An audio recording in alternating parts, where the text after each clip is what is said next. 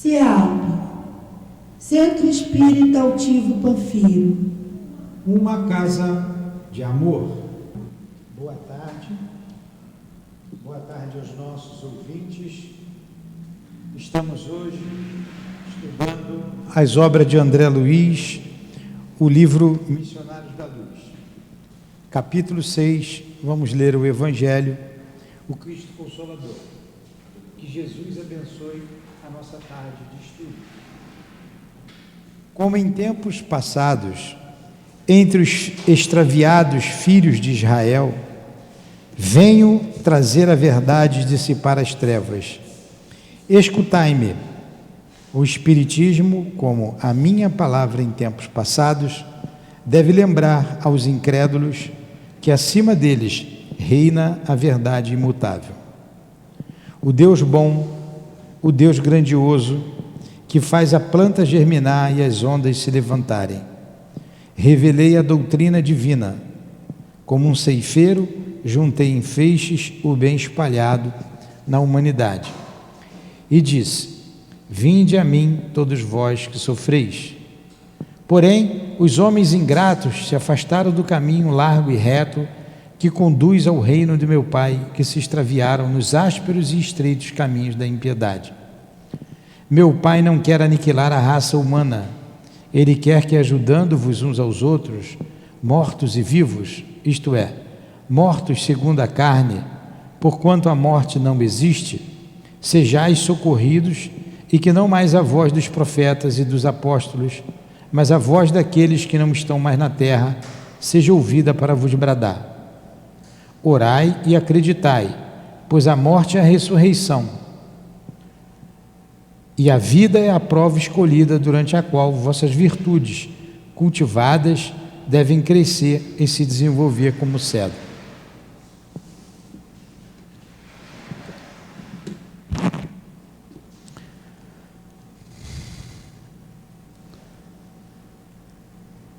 Queridos amigos espirituais, pedimos a ajuda de vocês, pedimos a ajuda do André Luiz, pedimos a ajuda de Jesus e de Deus, nosso Pai, para que os nossos estudos sejam proveitosos a todos nós. Rogamos a inspiração do nosso irmão altivo, diretor da nossa casa, do nosso irmão André Luiz e dos guias que nos sustentam nessa casa de amor. Que seja então em nome do amor, do nosso amor, do amor de Jesus Cristo e de Deus nosso Pai acima de tudo, que damos por iniciados os estudos da tarde de hoje. Que assim seja.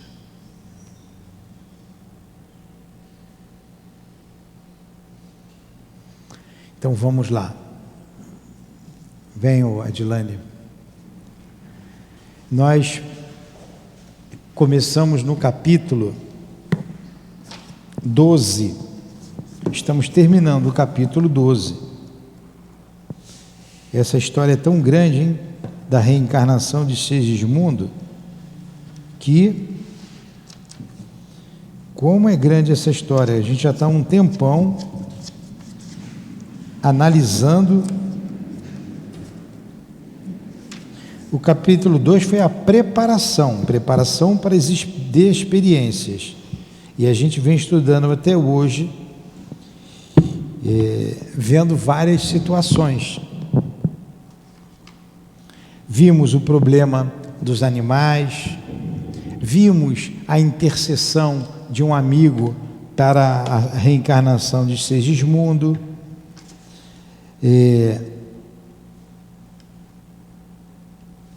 vimos o que é um ser, um espírito completista, vimos aquele espírito que retorna pedindo um defeito na perna, né? É esse que ele disse que seria um espírito completista.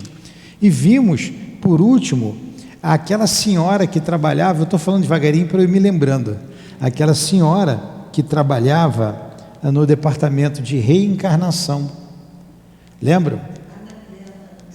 Anacleta, que vai retornar num trabalho de abnegação para resgatar 4 espíritos que estão em região umbralina, região trevosa.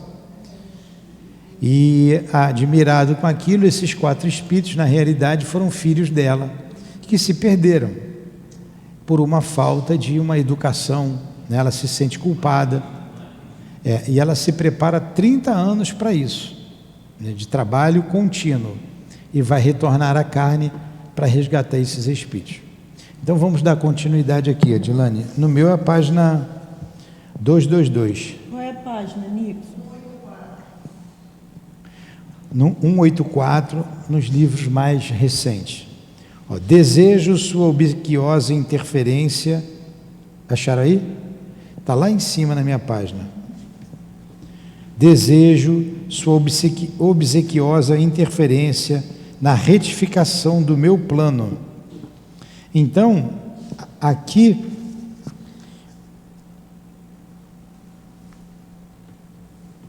na verdade, eu vou voltar um pouquinho antes. Para a gente saber dessa pessoa que está pedindo para interceder no plano dela, né, lá no departamento de reencarnação. Eu vou voltar um pouquinho. Ó. Quantos anos gastou para obter semelhante concessão? Perguntei impressionado. Quer dizer, está perguntando a Anacleta, né? Quantos anos gastou para obter semelhante concessão? Quer dizer, voltar à Terra para resgatar esses 4 espíritos. Responde ela, mais de 30. Achou aí, Adilane? Achei. Mais de 30. Imagino-lhes os sacrifícios futuros, exclamei. Sim, esclareceu Manassés. Manassés, então, é o técnico lá desse departamento. A experiência ser-lhe-á bem dura, porque 2 dos rapazes deverão regressar na condição de paralíticos. Ó, eu nem me lembrava disso aqui. Os 2 rapazes deverão regressar na condição de paralíticos. Que coisa grave, hein? Um na qualidade de débil mental, e para auxiliá-la na viuvez precoce, terá tão somente a filha, por si mesmo será bem portadora de prementes necessidades de retificação. Então vamos lá. Ela atenderá 2 filhos paralíticos e um débil mental. Não foi à toa que ela se preparou mais de 30 anos para isso. E a filha vai ajudá-la. Continua aí, Edilane. Ia dizer de minha profunda surpresa. Fala mais perto do microfone. Ia dizer de minha profunda surpresa, diante do mecanismo de introdução ao serviço reencarnacionista, quando outra irmã se acercou de nós, procurando por Manassés. Depois das saudações afetivas, explicou-se ela, gentil, dirigindo-se ao meu novo amigo. Então veio aqui uma terceira pessoa, que é essa que vai pedir para me interferir no plano dela. Vai lá, o que esse espírito diz? Diz para Manassés: desejo sua obsequiosa, quer dizer, obséquio, favor. Desejo favor. Interferência na retificação do meu plano. E abrindo o pequeno mapa, onde se via desenhado com extrema perfeição um organismo de mulher, acentuou: veja bem o meu projeto para o sistema endocrínico.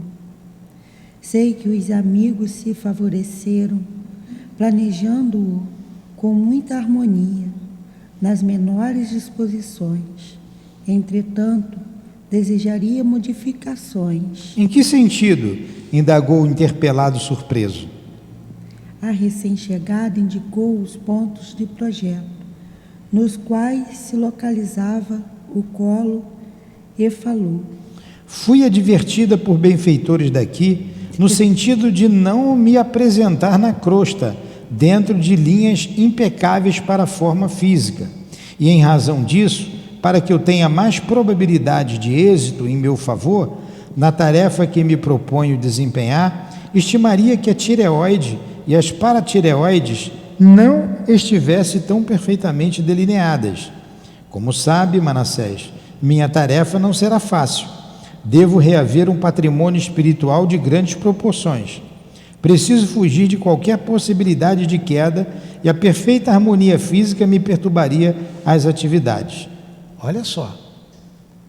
Então ela foi com o mapa dela, com o corpo dela perfeito. Ela não quer essa perfeição.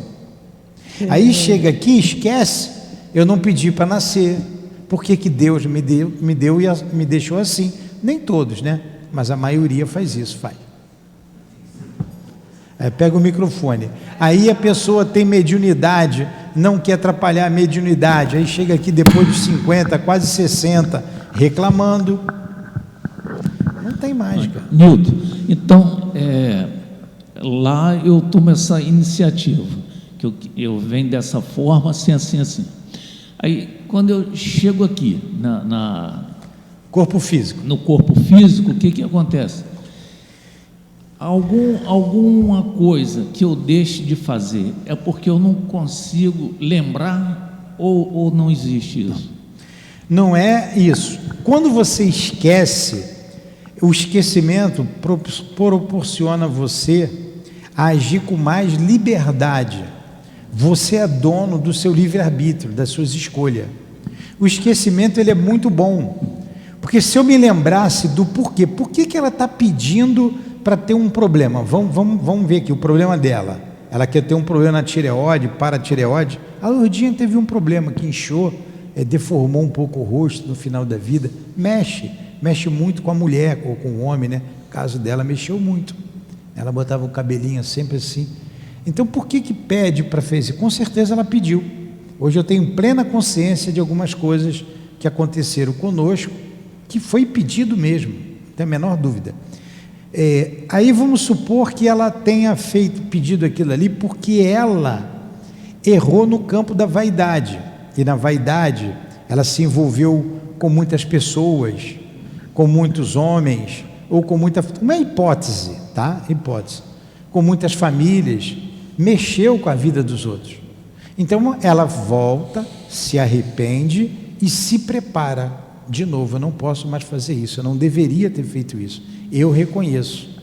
Então eu preciso de alguns defeitos físicos para que eu não me deixe novamente me perder. Foi o que aconteceu com ela. Então se ela lembrasse, ela ia lembrar também do porquê. E o porquê ia trazer muito conflito, muito mais prejuízo do que solução. Então, imagine só, você e a sua esposa, a Malu, você e a Malu. Vamos pegar uma hipótese, vocês estão num casamento, que não é, vocês já estão muitos anos casados. Vamos supor, vocês casarem, é um casamento probatório. A Malu, você aprontou com a Malu se suicidou, você abandonou a Malu. Imagine se ela lembra de tudo isso, ela ia querer ficar contigo de novo? Não. Aí o magnetismo junto, os dois, e os dois vão lutando, vão trabalhando com a liberdade plena de se reharmonizarem com a lei de Deus, esquecendo do passado. Aí vocês se harmonizam. Quando voltar ao mundo espiritual, vai lembrar. Aí ela vai dizer: poxa, você se superou, muito obrigado, conseguimos. Então ela não vai guardar mais nenhum. E a Malu, a vida inteira te espiziando. Quanto mais você faz, mais ela futuca. Não tem muito isso?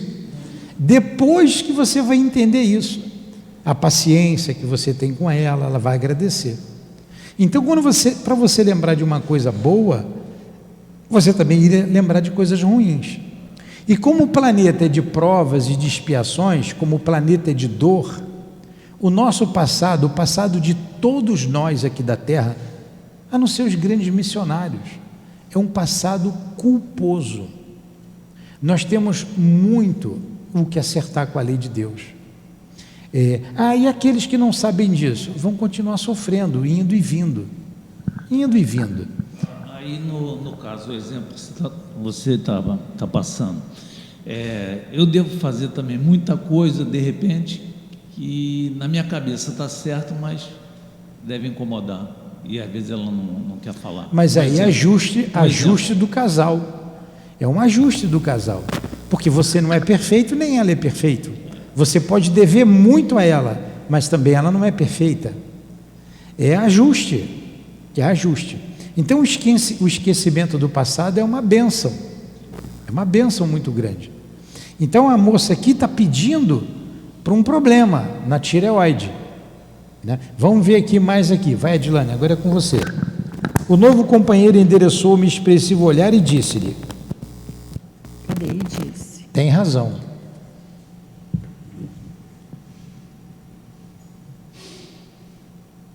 Não, então o senhor pulou, né? Não pulei, minha filha. O novo companheiro endereçou-me expressivo olhar e disse-lhe: tem razão. A sedução carnal é imenso perigo, não só para aqueles que imitem a sua influenciação, como também para quantos a recebem. Olha, eu vou parar aqui. Olha o que o Manassés diz para ela. Tem razão. Vamos modificar isso aí, né? Ela faliu na sensualidade, pelo que está aqui. Foi no campo da sensualidade. A sedução carnal é imenso perigo, não só para aqueles que emitem a sua influenciação, como também para quantos a recebem. Então tem pessoas que você se aproxima dela, você sente toda a sensualidade dela. Você sente. E ela, sendo consciente disso, elas usam. As pessoas usam essa sensualidade. Então é um perigo para ela, porque ela vai responder por isso, e é um perigo para você que pode se deixar seduzir. Olha que isso acontece a toda hora, a todo momento. A todo momento. E quando você está no trabalho do bem, vamos pegar para nós aqui o trabalho do bem, e você tem uma fraqueza nesse campo, é uma luta que você vai ter, que vão se aproximar de vocês. Quando aproxima pessoas assim, você vai sentir tudo isso. Você tem que lutar. Não é isso que eu quero para mim. Não é isso que eu quero para mim. Ou qualquer outra fraqueza, você vai ser tentado ao roubo, se você tem tendências ao roubo, tentado à sensualidade, tentado à gula, à preguiça, e por aí vai. Por aí vai. Então, esse caso específico é a sensualidade.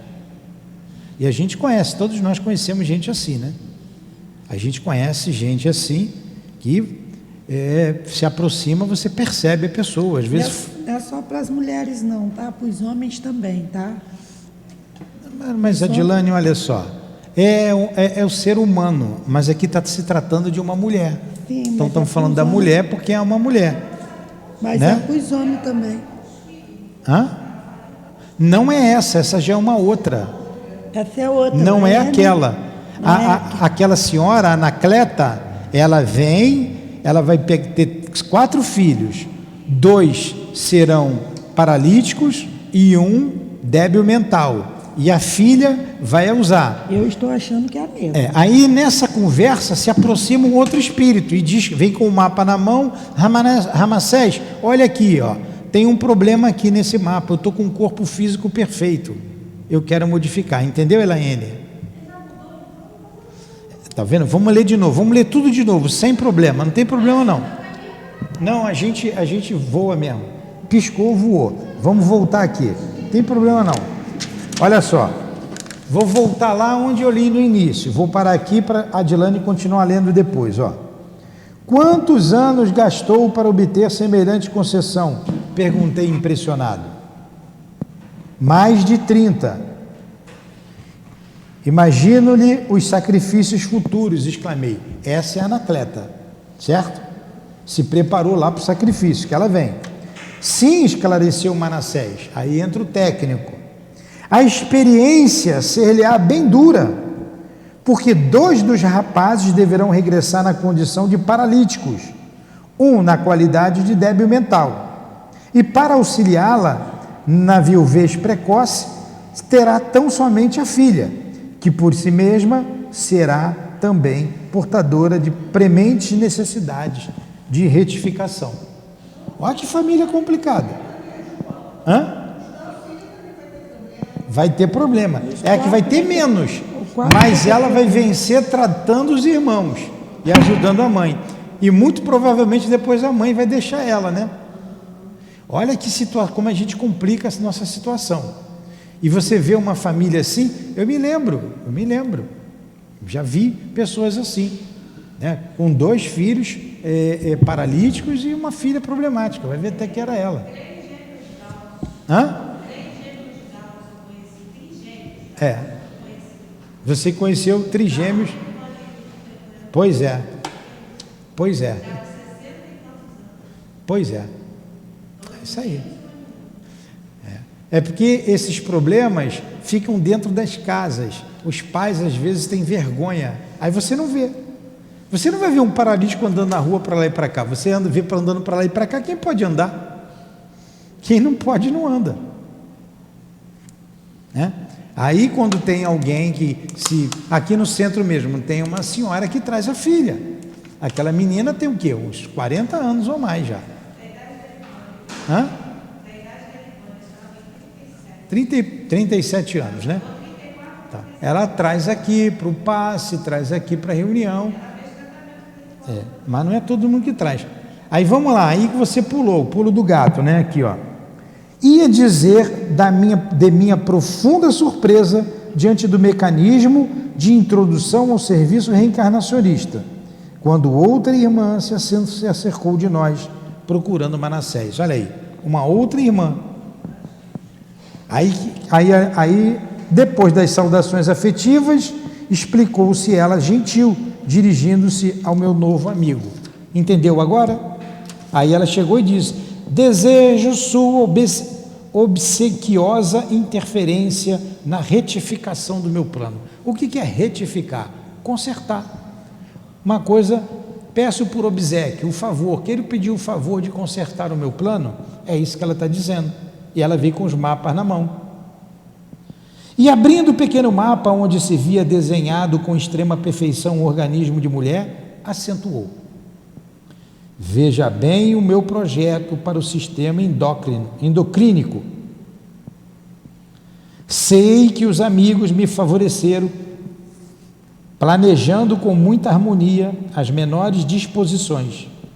Entretanto, desejaria modificações. Agora você vê, um espírito já consciente daquilo que ele vai fazer, ele tem interferência no seu planejamento. Ele pede. Uma grande percentagem, como nós vimos aqui, reencarnam no automatismo, no bandão. Mas também uma outra percentagem, aqueles que já podem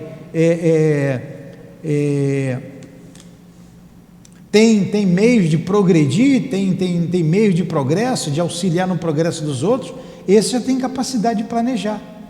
Então ele está dizendo que lá em nosso lar tem um departamento com mais de 50 trabalhadores, só para ver isso, mapa de quem vai reencarnar.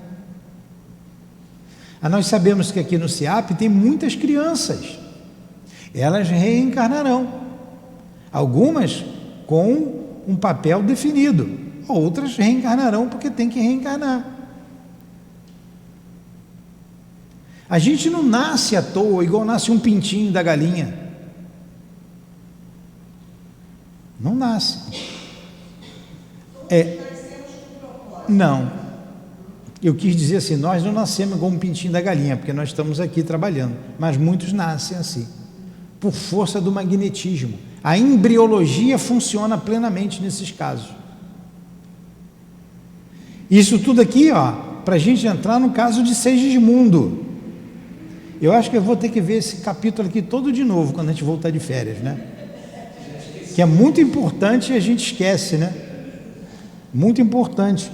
Aí ele disse aqui, ó, veja bem, olha o que ela diz para o instrutor, que a Dilane leu agora, né? Veja bem o meu projeto para o sistema endocrínico. Sei que os amigos me favoreceram planejando com muita harmonia nas menores disposições. Entretanto, desejaria modificações.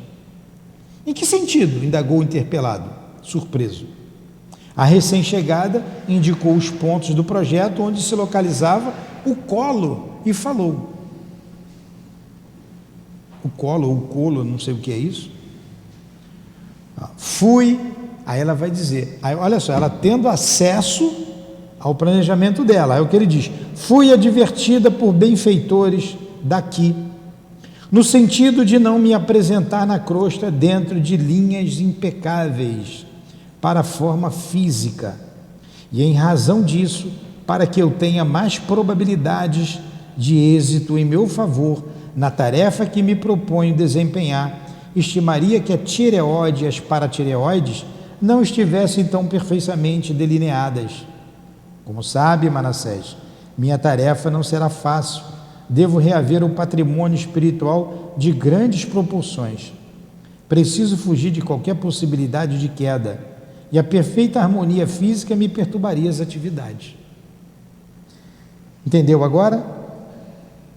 O novo companheiro endereçou um expressivo olhar e disse, tem razão, a sedução carnal é imenso perigo, não só para aqueles que emitem sua influenciação, como também para quantos o recebem.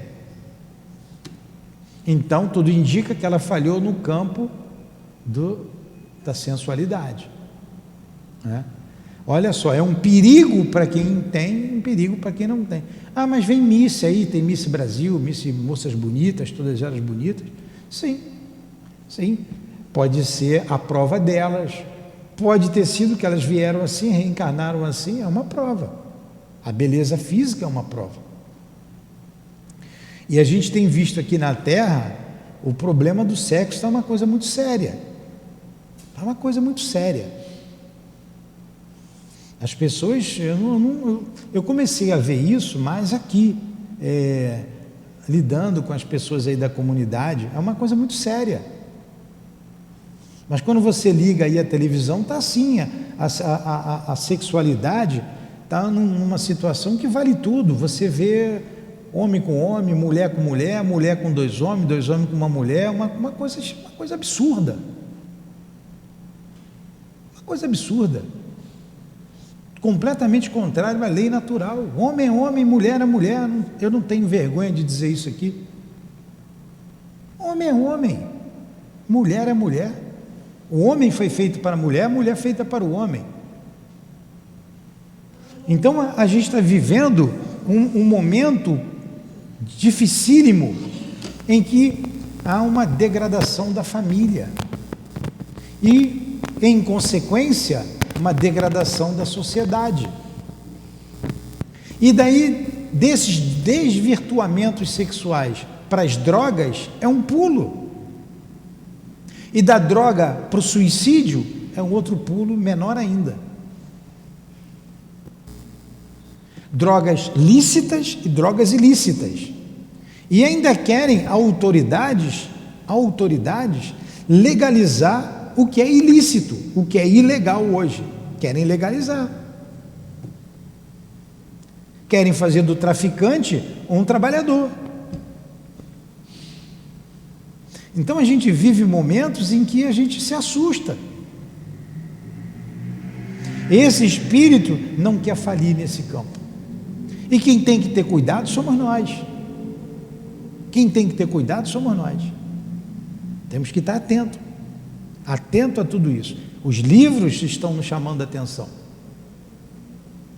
É uma loucura que a gente está vivendo. Não bastasse as doenças, doenças transmissíveis, como aconteceu há pouco tempo com a AIDS. A AIDS agora tem remédio, ninguém se preocupa. Então vamos lá, são conceitos morais que a gente precisa observar.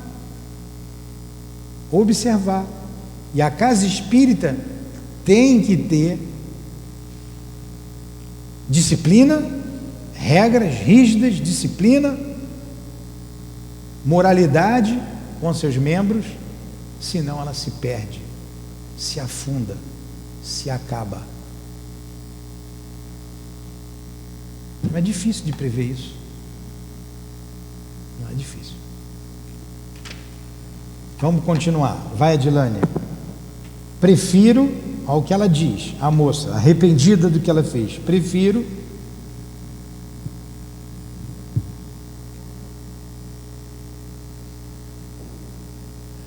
a fealdade. Achou, Adilane? Prefiro a fealdade corpórea, tornou ela. Não estou interessada num corpo Vênus, e sim na redenção de meu espírito para a eternidade. Olha o espírito consciente o que diz. Eu não estou interessada no meu corpo Vênus. O que é o corpo Vênus?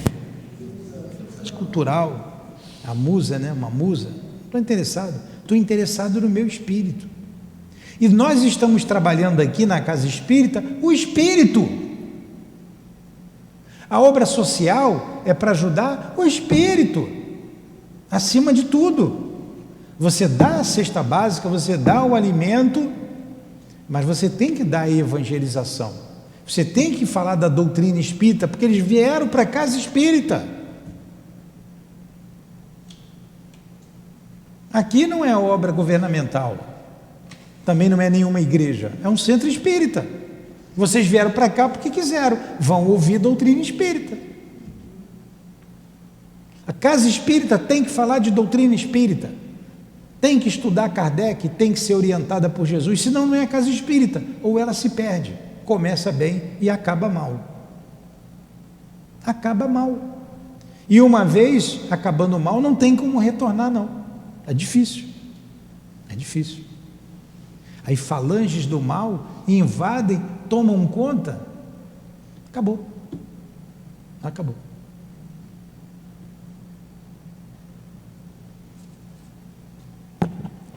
Manassés, achou, Dilane? Achei, Fernando.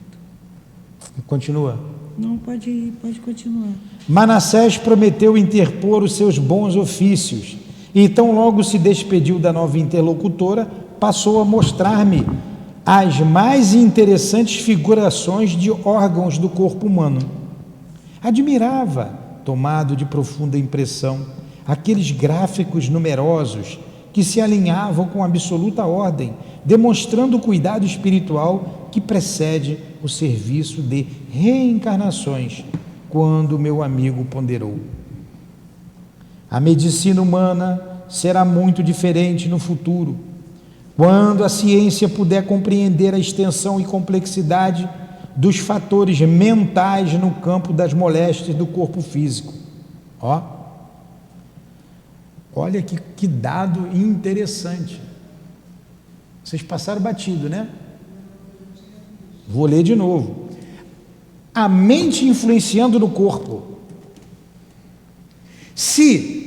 Quem é mais importante, o espírito ou o corpo? Quem é que tem que ser cuidado primeiro? O espírito. A medicina espiritual cuida do espírito, porque o corpo reflete o que é o espírito, e as doenças mentais refletem o que é o espírito, porque a mente é do espírito.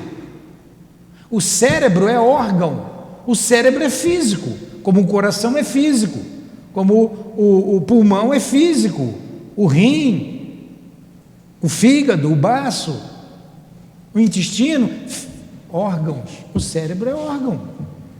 E se quem pensa é o espírito, o problema é do espírito. Aí ele está dizendo, quando a medicina souber disso, ela vai tratar dos dois, que muitas vezes tem que tratar dos dois. Então, a medicina espiritual veio para tratar o espírito, mas ela não veio substituir a medicina material. Cada um tem o seu campo de ação.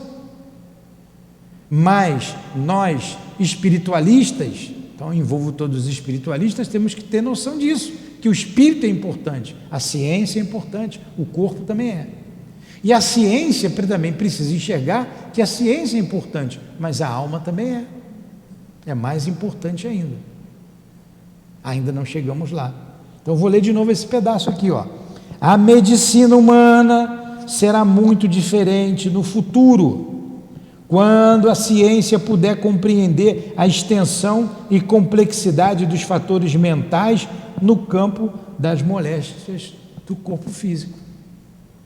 Quer dizer, é o espírito que influencia o corpo. Muito raramente não se encontram as afecções diretamente relacionadas com o psiquismo. Todos os órgãos são subordinados à ascendência moral. Olha, todos os órgãos são subordinados à ascendência moral. As preocupações excessivas com os sintomas patológicos aumentam as enfermidades. Claro, sintomas patológicos. Patos é doença. Você preocupado com a doença, vai aumentar a doença. Ele está dizendo aqui o seguinte: o corpo é um carro fisiológico. O espírito é o motorista. O espírito é o motorista do corpo. Quem é responsável pelo corpo? O espírito. Você tem carro. Você tem carrinho de mão. Ele tem carrinho de mão. Vocês têm carro. Nicos tem carrinho de mão também. Maria também. Nem carrinho de mão, né, Maria? Nem carrinho de mão. Tá ruim, mas nem um carrinho de um radinho. Então você tem um carro. Quem é mais importante, o carro ou o motorista? É claro que é o motorista. É o motorista que conduz o carro. Se o motorista for barbeiro, hein, Iraene? Já está 5 meses o carro lá na oficina, né? Da Iraene. Se o motorista for barbeiro, ele vai amassar o carro, vai arranhar o carro, vai bater o carro, vai estragar o carro. Se o motorista for cuidadoso, o carro dura mais, não é? Então você pensa num carro fisiológico, o motorista é o espírito. Se o espírito estiver bem, o corpo vai ser mais saudável. Então na casa espírita, a gente trabalhando aqui, ajudando, estudando, a gente está cuidando do espírito e isso se reflete no corpo físico. Reflete no corpo físico. Não tem mágica. Se você vê médium aqui, não pega resfriado. É só ele se dedicar. Todos os órgãos são subordinados à ascendência moral, do espírito. As preocupações excessivas com os sintomas patológicos aumentam as enfermidades. As grandes emoções podem curar o corpo ou aniquilá-lo. Claro, uma emoção sadia, saudável, faz bem para o corpo. Uma emoção dolorosa, ruim, traz problema cardíaco, uma série de problemas, até câncer.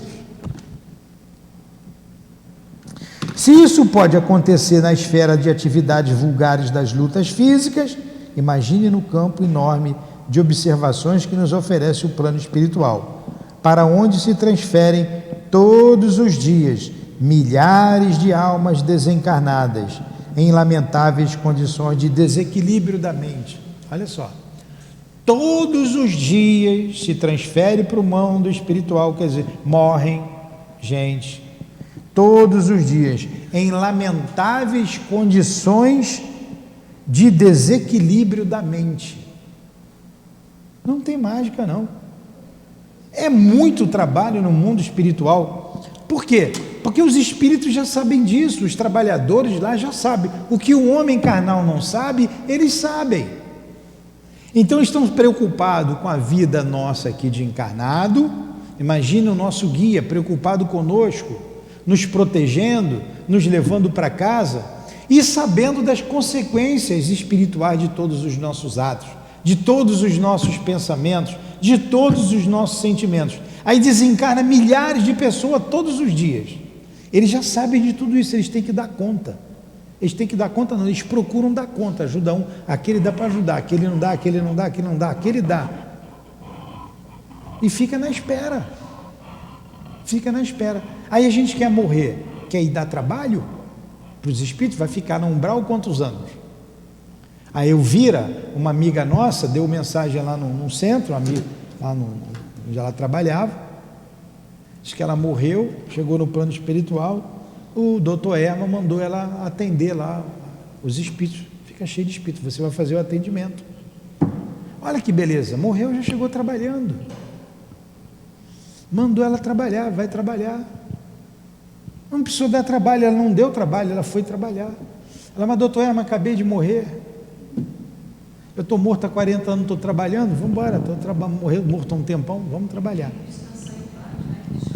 Tem descanso em paz. Você vê o defunto com a mão assim, ó, no peito. É ruim, não existe aquilo. Ali está o corpo físico, ali está um boneco, ali está um manequim, ali está um monte de carne, ali não tem mais vida. E a vida do espírito continua. A seara é imensa, o campo de trabalho é imenso, mas os ceareiros são poucos,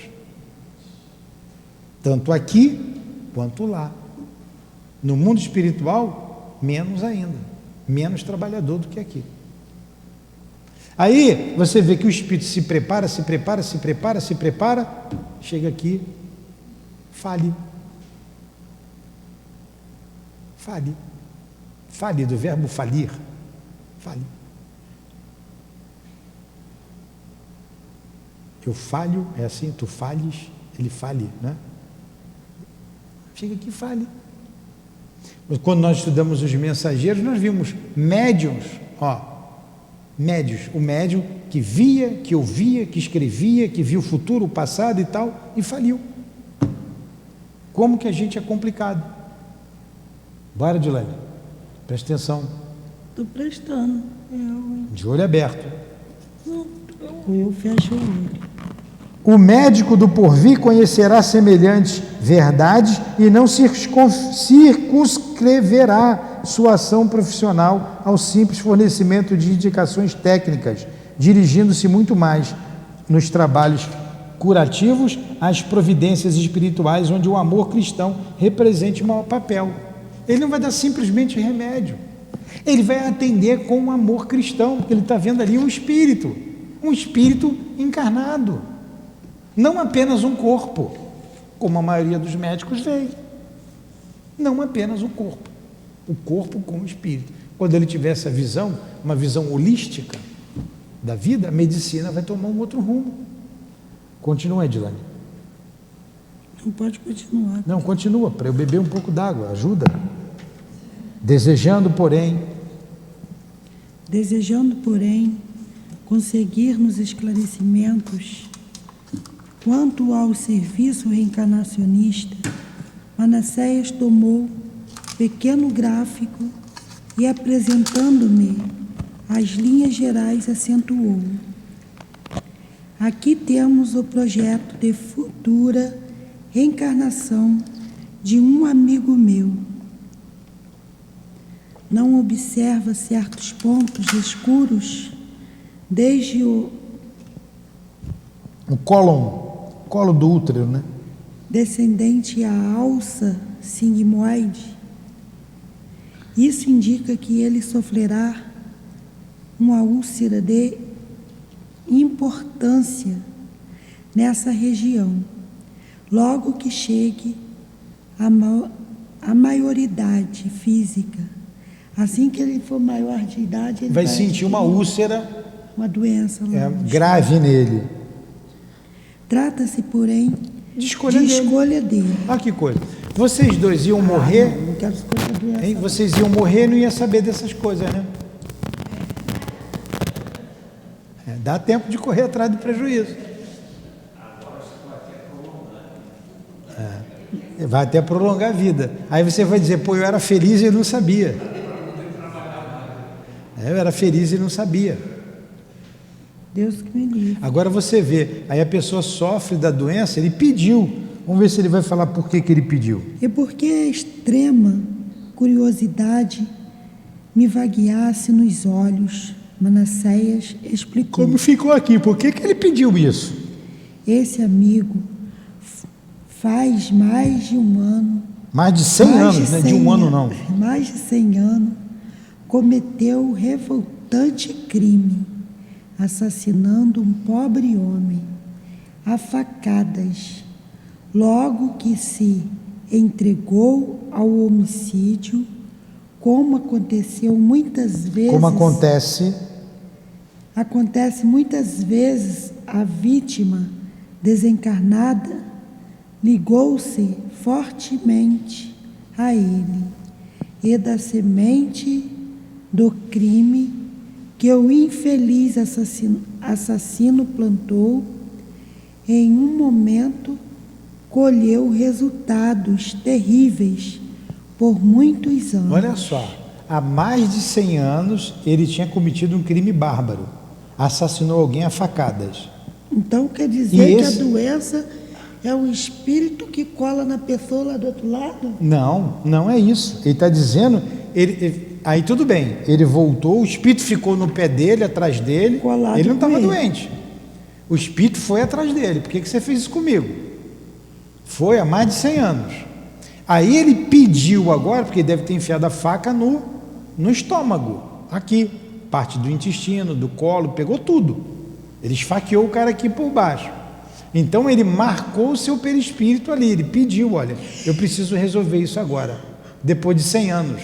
Olha quanto tempo que ele ficou parado. Aí ele continua aí, vamos entender a história toda. Como não ignora o ódio recíproco, opera igualmente vigorosa imitação, e a entidade fora da carne passou a vingar-se dele todos os dias, matando-o devagarinho, está vendo?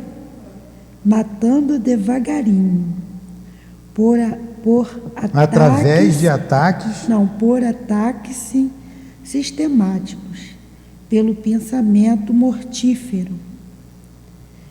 Em suma, quando o homicida desencarnou, por sua vez, trazia o organismo perispiritual em dolorosas condições, além do remorso natural que a situação lhe impusera. Arrependeu-se do crime, sofreu muitos nas regiões purgatórias, e depois de largos padecimentos purificadores, aproximou-se da vítima, beneficiando-a em louváveis serviços de resgate e penitência. Cresceu moralmente, tornou-se amigo de muitos benfeitores, conquistou a simpatia de vários agrupamentos de nosso plano. E observe, preciosas intercessões. Vamos lá. Obteve. Entretanto, mas vamos parar aqui. Então, o que aconteceu com esse espírito? Ele está mostrando lá, aqui, André Luiz, olha esse mapa aqui. Isso aqui é de um amigo meu. Ele vai ter uma úlcera grave aqui. Depois que ele completar ali, sair da juventude, né, entrar na maturidade, vai ter. Por que ele vai ter? Olha o planejamento, né? Como é que eles fazem? Ele esfaqueou um camarada, ele matou. E ele foi contando a história. O camarada morto perseguiu ele. Por que você me matou? Ficou na cabeça dele ali o tempo todo. A influência espiritual, um obsessor, perseguido. E assim ele foi morrendo devagarinho. Foi enlouquecendo, né? Foi enlouquecendo. Ele se arrependeu, teve remorso. No mundo espiritual, sofreu ainda o assédio desse espírito. Sofreu muito tempo em regiões inferiores. Saiu de lá, foi resgatado, começou a trabalhar, então tudo indica que foi lá em nosso lar, lá para nosso lar, lá começou, favoreceu depois esse espírito que o perseguia, ele ajudou esse espírito, porque ele se arrependeu muito, ajudou o espírito, foi conquistando amizades, simpatias no mundo espiritual, foi trabalhando, agora ele vai voltar, por isso que ele vai sentir isso, entenderam? Aí continua aqui, ele dizendo, entretanto, a dívida permanece. Entretanto, a dívida permanece. Ele ajudou o camarada, ele voltou para cá, ele é uma boa pessoa, é um bom espírito, mas a marca está lá. O amor, contudo, transformou o caráter do trabalho em desencarnar. Em pagamento. Em pagamento. O amor, contudo, transformou o caráter do trabalho em pagamento. Ele vai pagar com o trabalho dele. Ninguém precisa esfaquear ele. Ele vai sentir aquela dor ali, aquela úlcera ali, porque ele quis, ele pediu, né? Ele pediu para sentir, mas o trabalho dele conseguiu transformar, né? Resgatar o crime que ele cometeu. Mas vamos lá. O nosso amigo, ao voltar à crosta, não precisará desencarnar em espetáculo sangrento, mas onde estiver, durante os tempos de cura completa, na carne que ele outrora menosprezou, carregará a própria ferida. A carne que ele menosprezou. Agora você vê o trabalho que dá para fazer um corpo físico, um planejamento, aí vem um indivíduo, mata o outro, tira a vida do outro. Então ele interrompe uma vida de provas, de expiação ou de missão de alguém, destruindo um corpo que não foi ele que planejou, não foi ele que deu. Ele vai mexer com o sentimento dos pais, dos entes queridos que estão em torno daquele indivíduo. Olha quanta complicação. Caraca. Quanta complicação que um crime tem. Aí quando você mata alguém, você mexe com tudo isso. Ele se arrependeu, o que foi morto o perseguiu.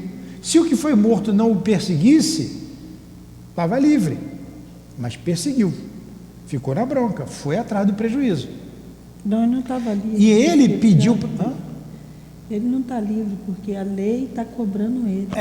Mas ele pediu para ter, mas ele trabalhou, ele ajudou esse espírito. O espírito deve ter até tomado amizade por ele depois, porque ele disse que favoreceu muito o espírito, angariou muita simpatia, muita amizade por causa do trabalho, e ele mesmo pediu: eu quero ter essa dor. A gente pede, a gente não consegue. Eu quero passar por isso, eu quero sentir para nunca mais eu fazer isso, me ajuda. É isso aí. Aí vai ter, durante a vida dele, vai ter aquela marca, vai doer ele. Por que isso? Aí você dá paz, você alivia. E tem mais, você não sabe por que vai sentir a dor. Se você vir para um trabalho do bem numa casa espírita, a casa espírita é uma usina de expurgo de doenças perispirituais. O trabalho na evangelização, o trabalho na mediunidade, ele propicia uma limpeza no nosso perispírito. A gente não imagina o que o trabalho do bem faz conosco, a gente nem sabe como os espíritos nos ajudam, as marcas que a gente tem. Imagine um homem que fez a guerra, aquelas guerras antigamente que ele ia na frente e lutava com a espada. Quem vinha, o general sempre ia na frente naquela época, né? Era o mais habilidoso, por isso que ele era general. Então, você imagine um César, um Napoleão Bonaparte, que ia na frente, né? Por que os soldados iam? Por que obedeciam?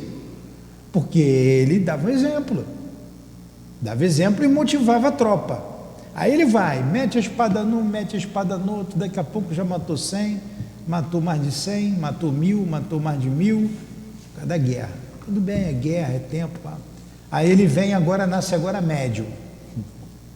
Mas vamos lá, só tem um jeito, vamos começar a trabalhar com a multidão. Vai dar passe nos outros.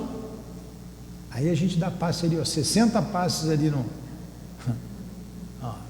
Aí quem está dando passe ali, a vontade toda semana eu estou ali dando passe também, né? Pelo sim, pelo não, vamos dar passe, né? Então você está ali, limpando as suas marcas. Você está fazendo uma limpeza no seu perispírito.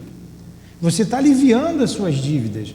Porque não dá para você quitar um por um, chamar um por um aqui, senão você não vai levar milhões de anos. É a mesma coisa, um líder político, um líder, ele pega, afunda uma nação, complica. Você vê aí um camarada desse que roubou pra caramba, não vou citar nomes aqui, roubou, mandou matar, e continua a lei do homem passando a mão na cabeça. Ele vai responder à lei de Deus. Um Hitler, vamos pegar um Hitler, pronto. Não foi para os parâmetros celestes, não foi, com certeza. Uma vez eu vi um espírito, foi o Baltazar, dizendo assim, através do altivo, quando foi perguntado da lei, a lei de Deus se protegia, como é que estava o Hitler? A lei de Deus o protege. Como assim a lei de Deus está protegendo ele? Deve ter muita gente atrás dele, sim, mas ele foi para um lugar tão ruim, que quem tem raiva dele, olha, lá eu não vou não, lá não, deixa ele lá. É uma proteção da lei. Então ele vai expurgando aquilo, aí um dia ele vai se arrepender, putz, que foi que eu fiz? É um espírito que tem conquista, é um espírito que tem magnetismo, ele deu uma direção errada para a vida dele, não é um espírito qualquer, ele não é um espírito qualquer. Aí ele vai voltar, tem uma dívida, tem ou não tem? Ele, putz, o que eu fiz com esse povo? Ele só tem um jeito dele se ressarcir com a lei, voltar de novo dirigindo uma nação, dirigir, vai ter que levar para o caminho, os mesmos vão estar lá cobrando dele, ele vai vir médium, vai trabalhar com as grandes, com as massas. Você compreendendo a lei, como a doutrina espírita faz você entender, a vida passa a ser muito mais bonita e você passa a dar muito mais valor à vida. A mediunidade é uma coisa extraordinária, é uma ferramenta que te liberta. Agora você tem que usar. Mas aí tá, o médium vem para a casa espírita, ele quer trocar a missa de domingo pela reunião pública de sábado. Não dá para vir uma vez por semana no centro espírita. Troca a hóstia pela aguinha. Então ele não quer nada. Tem que trabalhar e tem trabalho. Vai dar paz, vai estudar, vai atender espírito sofredor, vai atender. E sem reclamar. Porque se reclamar não adianta nada. Vai atender espírito sofredor, vai atender espírito suicida, vai atender. Aí estão os anjinhos ali trabalhando aí, tem anjinho aí que trabalha, né, de manhã até de noite, tem que trabalhar. Não tem outro meio. Porque se botar nas nossas costas aqui quem a gente está devendo, a gente não aguenta. Está entendendo? Tem que trabalhar. Continua aí, Edilane. Conquistando dia a dia a necessária renovação, experimentará desgostos em virtude do sofrimento físico pertinaz. Lutará incessantemente, desde a eclosão da úlcera até o dia do resgate final no aparelho fisiológico. Entretanto, se souber manter-se fiel aos compromissos novos, terá atingido mais tarde a plena libertação. Enquanto fixava no projeto minha melhor atenção, Manassés continuava. Segundo observamos, a justiça se cumpre sempre mais, logo que se dispõe o espírito. A precisa transformação. Olha só, segundo observamos, a justiça se cumpre sempre, mas logo que se dispõe o espírito, a precisa transformação no Senhor. Atenua-se o rigorismo do processo redentor. A justiça se cumpre sempre, mas aquele tem que querer. O próprio Pedro nos lembrou há muitos séculos que o amor cobre a multidão de pecados. Continua, Dilane. Pode ler. Examinei impressionado a planta educativa e, porque não encontrasse palavras bastante claras para pintar minha admiração, silenciei comovidamente. Compreendeu-me o estado d'alma, o companheiro. Compreendendo-me o estado d'alma, o companheiro continuou. São inúmeros os projetos de corpos futuros em nossos setores de serviço. Depreende-se da maioria deles que todos os enfermos na carne são almas em trabalho da ingente conquista de si próprias. Ninguém trai a vontade de Deus nos processos evolutivos, sem graves tarefas de reparação, e todos os que tentam enganar a natureza, quadro legítimo das leis divinas, acabam por enganar a si mesmos. A vida é uma sinfonia perfeita. Quando procuramos desafiná-la no círculo das notas que devemos emitir para sua máxima glorificação, somos compelidos a estacionar em pesados serviços de recomposição da harmonia quebrada.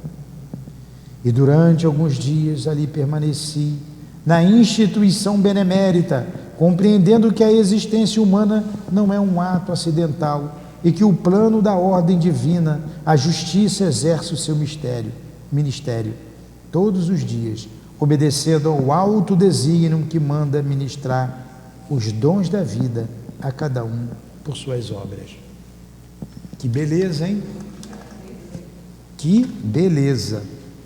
Eu peço que vocês leiam em casa. Eu vou levar para casa o livro, que ele fica aqui, porque eu vou ler todo esse capítulo. Ou temos aí 2 semanas, dá para ler o livro todo até aqui, para a gente estar com ele na cabeça. Muito interessante, hein? Muito bonito. Muito bonito.